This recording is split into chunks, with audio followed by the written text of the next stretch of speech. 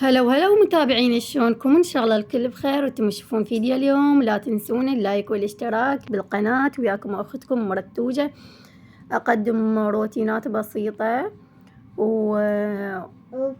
وفلوقات حلوة ان شاء الله تعجبكم، واتمنى تشتركون بقناتي وتصعدون الفيديو على مود يصير عندي حافز هذا انزل لكم بعد بالايام الجاية. وهنا انا حبايبي بديت الروتين من العصر.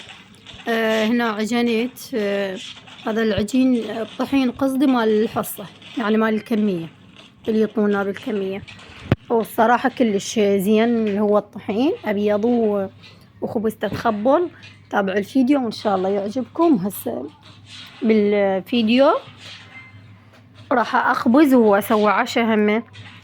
وهنا أنا بديت أقص بالعجين وحسب لهجتكم. أنا والله بالنسبة لي أسميه أقص بالعجين، ناس تسميه أروي وناس شنق، والمهم هو نفس المعنى. نسويهن طبايات وناكلهن ونخبزهن وناكلهن والله. احجون شنو فرشتوا الشتوي، طفيتوا البنكات بعدكم. والله ناس شاعلة السبلت وناس مطفية السبلت وناس مشعلة الجيزر وناس طلعت جوز حتى الصوبات والله. وهنا أنا بديت هذه أخبز وغطيتن على مود ما يبسن الشنقات. وبصراحة هذا التنور كلش فادني والله. أنا حسب خبرتي لي وحسب تعامل وياه يعني يطلعوا الخبزة. هسه تشوفون بالفيديو شلون طلعوا الخبزة بعد بس حمى حطيتها قبل تفحت الخبزة. شوفوا صار بيها فرقعات. والله بصراحة كلش فادني. وهنا أنا أنزل بهذا النفاخات لأن تفحت هي الخبزة، خاف طخ بالهيتر ويحترقن.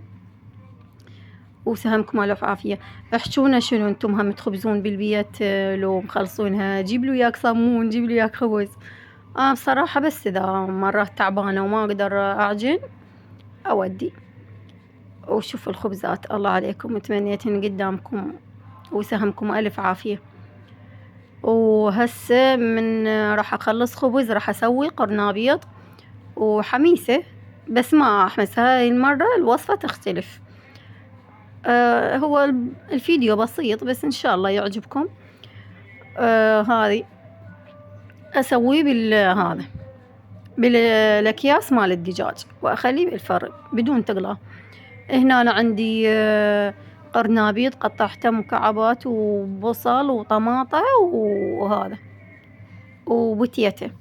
راح أخليهن كلهن سوا وأخلي لهن ملح. وهنا أنا راح أخلطهن كلهن سوا وأخلي وياهن زيت وفلفل أسود وبهارات وش اسمه وملح. أتمنى تجربونها والله طلعت كلش طيبة. وحسب خبرتكم تردون تخلون عليها فلفل، تردون تخلون وياه دجاج هم كلش يصير طيب والله. أتمنى تجربونه وتعطونا رأيكم بالتعليقات. وهنا راح أخلطهن كلهن سوا على مود تاخذ الخلطة بيهن. وخليتن هنا بهذا التشيس وراح أشدن. بصراحة التشيس هذا اني جابهن زوجي وانه طلعن كلهن مزرفات. هنا أنا هاي قاعدة اشوفكم على الزرف وخليتن بتشيسين.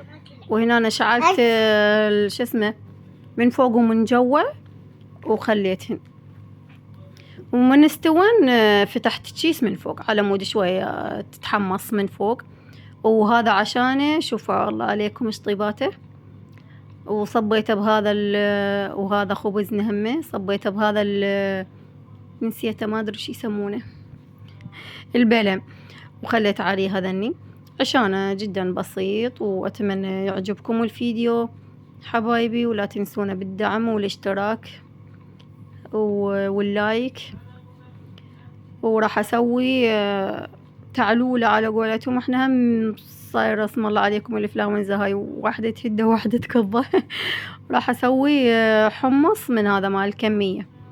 نقعته من العصر وهنا أنا خليت عليه شوية صبغ اللوزينة ولمندوزي، وإذا عندكم نومي انتم من هذا نوم العراقي ما ادري شو يسمونه يعني حامض، هم خلوه بمكان اللمندوزي. هنا أنا شوفوا خلصنا خلصت صب، وهاي قاعدين ناكل أنا وجهالي.